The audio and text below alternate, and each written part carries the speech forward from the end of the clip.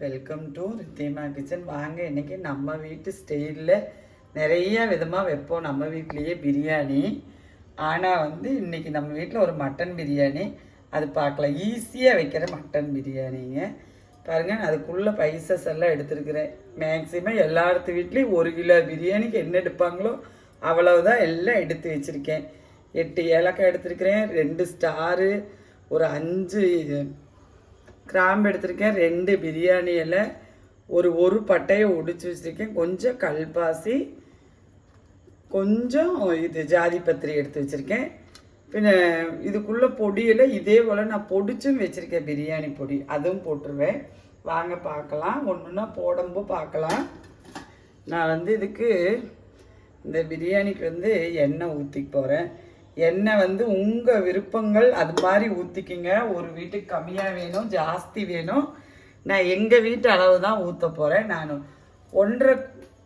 ஒரு இந்த குழிக்கரண்டியில் 1 குழிக்கரண்டி அளவு எண்ணெய் விட்டுருக்கேன். அதுலேயே நான் ஒரு 2 ஸ்பூன் நெய்யும் விட்டுக்க போகிறேன். பாருங்கள், எண்ணெயெல்லாம் காஞ்சிருச்சு, எல்லா பைசஸும் போட்டுடுறேன். இதில் நான் சோம்பு ஓடலை. பாருங்கள், பைசஸ் எல்லாம் இதில் போட்டுட்டு நான் இதில் எண்ணெய் பின்ன நெய் இதெல்லாம் ரொம்ப கம்மியாக யூஸ் பண்ணியிருக்கேன். நான் இவ்வளவு கொழுப்பு இதுலேயே போட்டுட்டு போகிறேன். இந்த கொழுப்பு போட்டோன்னே நல்ல எண்ணெய் பிரிஞ்சு வருங்க நமக்கு. அதனால் ஆயிலு நெய்யெல்லாம் ரொம்ப கம்மியான முடிக்கும். பிரியாணி ரொம்ப டேஸ்ட்டாக இருக்குங்க. பார்த்தீங்களா எவ்வளோ எண்ணெய் இதில் பிரிஞ்சு வருதுன்னு. நான் போட்டிருக்கிற அந்த கொழுப்பு ரொம்ப சின்னதாக சுண்டி போயிருங்க.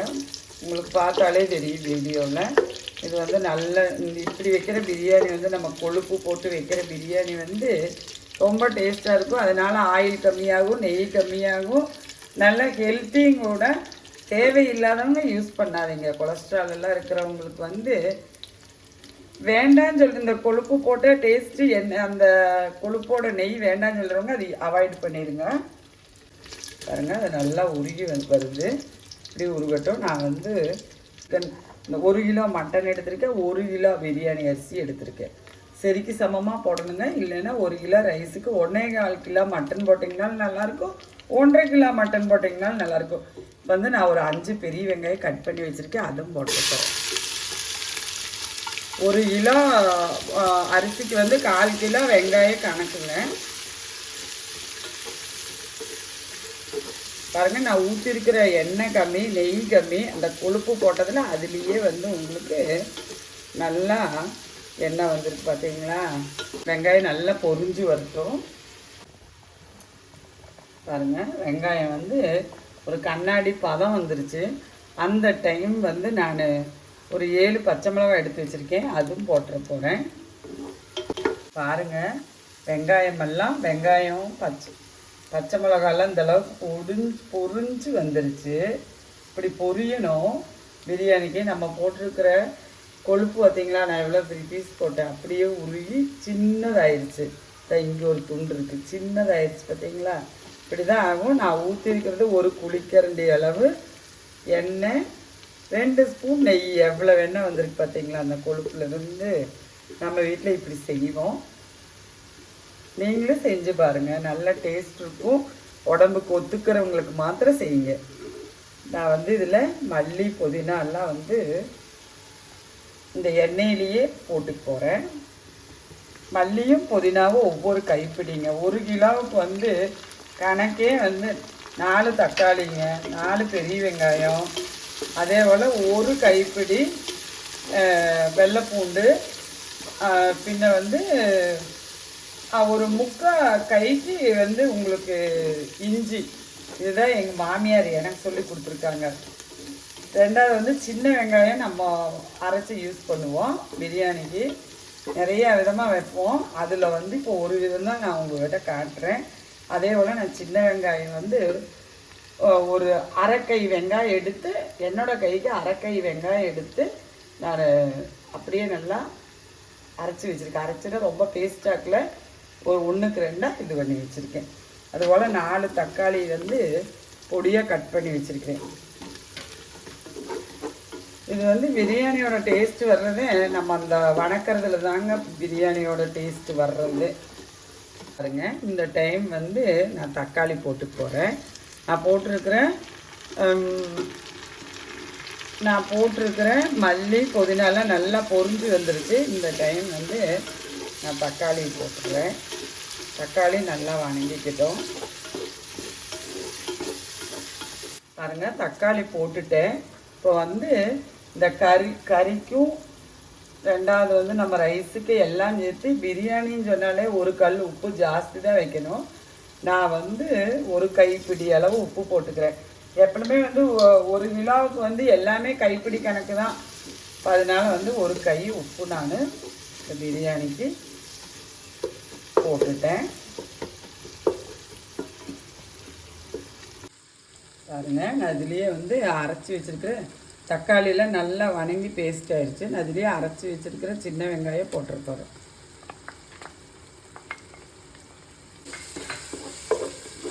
பாருங்கள், நான் சின்ன வெங்காயம் போட்டு சின்ன வெங்காயம் நல்லா மணம் வந்துச்சு. நான் இஞ்சி பூண்டு பேஸ்ட்டு ஒரு கிலோவுக்கு வந்து நான் இந்த ஸ்பூனில் வந்து 1.5 ஸ்பூன் போட்டுட்டேன்.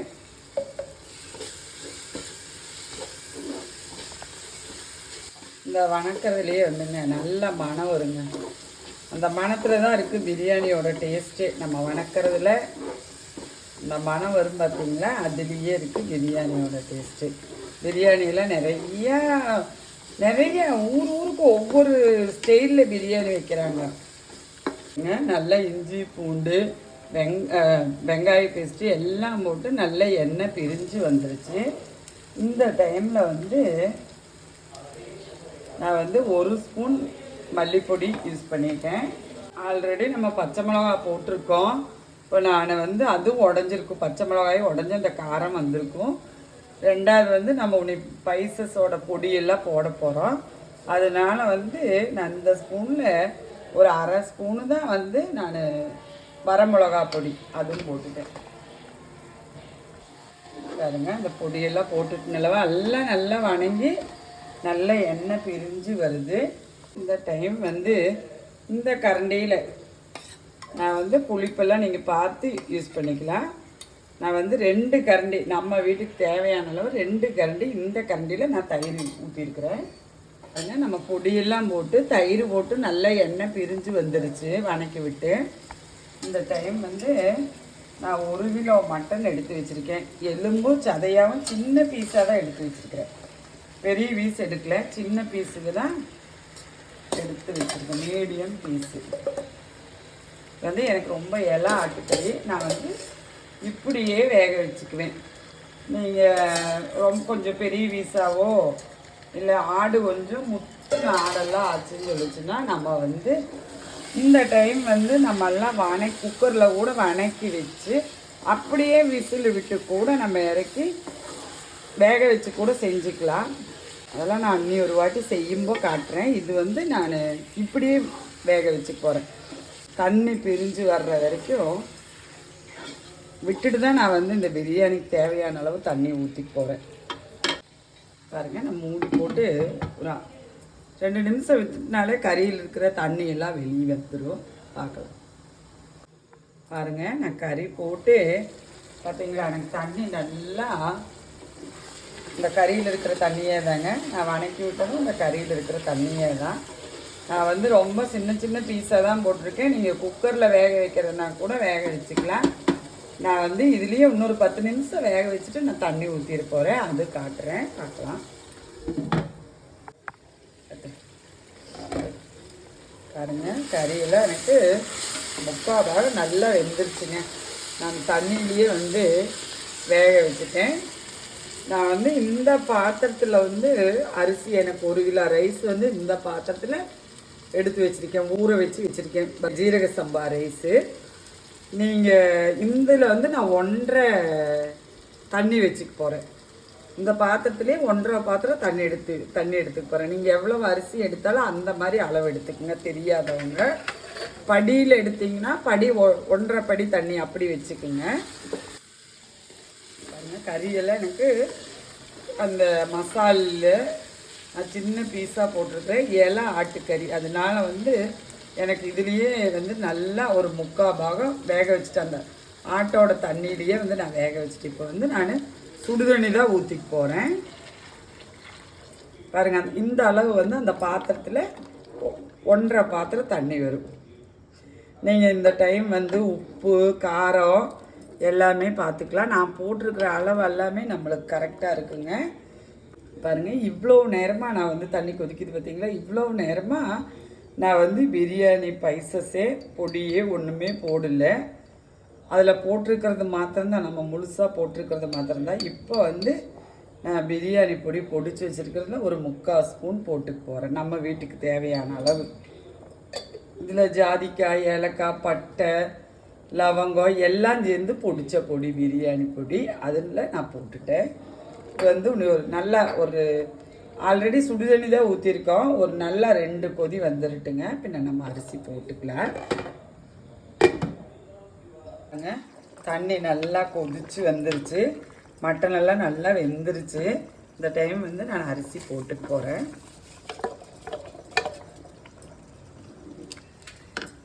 பாருங்கள், நான் ஊற்றிருக்கிற தண்ணி கரெக்டாக இருக்குங்க. எப்படி எடுக்கிற பாத்திரத்தில் 1.5 வச்சுக்குங்க தண்ணி. அரிசி ஊற வச்ச அரிசிக்கு கரெக்டாக இருக்கும்.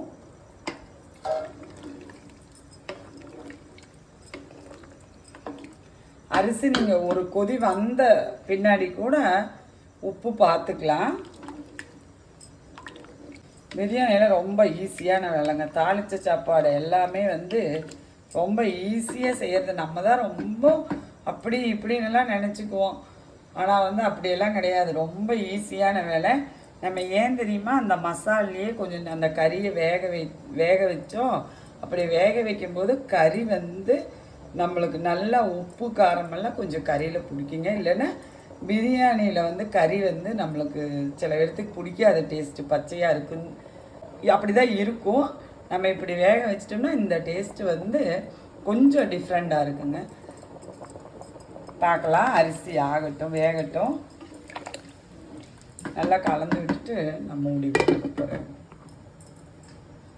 பாருங்க, நம்மளுக்கு வந்து பிரியாணி வந்து வந்துருச்சுங்க. தண்ணி இதெல்லாம் இன்னொரு 10 நிமிஷம் வந்து நான் வந்து சிம்மில் ஓட்டுக்கு போகிறேன். நீங்கள் இந்த டைம் வேணும்னா நெய் ஊற்றிக்கலாம். நான் வந்து அதிக கொழுப்பு போட்டிருக்கேன். ஆல்ரெடி நான் ஒரு குளிக்கரண்டி எண்ணெய் ஊற்றிருக்கேன், 2 ஸ்பூன் நெய் போட்டிருக்கேன் முதல்லையே. அதே போல் ஆட்டோட ஃபேட்டும் போட்டிருக்கேன். அதனால் வந்து நான் நெய் ஊற்ற போகிறது கிடையாது. பாருங்கள், இந்த டைம் வந்து நெய் தேவை இருக்கிறவங்க விட்டுக்கலாம். நான் நெய் விட போகிறதே இல்லை, போதும்.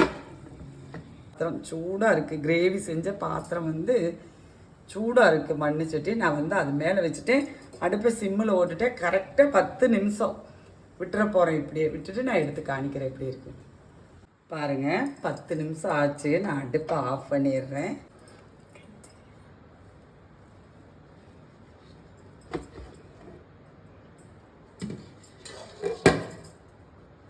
பாருங்கள், அரிசியெல்லாம் வந்து தண்ணியெல்லாம் அளவாக போச்சு. பிரியாணி பாருங்கள் நல்லா வந்திருக்கு பார்த்தீங்களா? நான் வந்து உன்னை இந்த பாத்திரத்துலேருந்து மாற்றிக்குவேன். பாருங்கள், கறியெல்லாம் எவ்வளோ சாப்பிட்டா சூடு தொட முடியல. பாருங்கள், கறியெல்லாம் நல்லா சாப்பிட்டா வெந்திருக்குது. நம்ம வீட்டில் இப்படி செய்வோம், இனி வேறு மாதிரி செய்வோம், அது காட்டுறேன். இப்போ நாங்கள் செஞ்ச மாதிரியே நீங்கள் செஞ்சு பாருங்கள், பிரியாணி எப்படி இருக்குன்னு பாருங்கள். அதே போல் கறியும் நல்லா சாப்பிட்டா வெந்திருக்கு பார்த்தீங்களா? இப்படியும் ஒரு ட்ரிப்பு வேக வச்சு பாருங்கள், பிரியாணிக்கு நல்லாயிருக்கும். வாங்க, நம்ம வீட்டில் தாளிச்சா கூட இந்த பிரியாணி சாப்பிடுவோம். நீங்களும் எல்லோரும் வீட்டில் செஞ்சு பார்த்து குழந்தைங்க கூட இவ்வளோ சந்தோஷமாக சாப்பிட்டு எல்லோரும் சந்தோஷமாக இருங்க. நன்றி, வணக்கம்.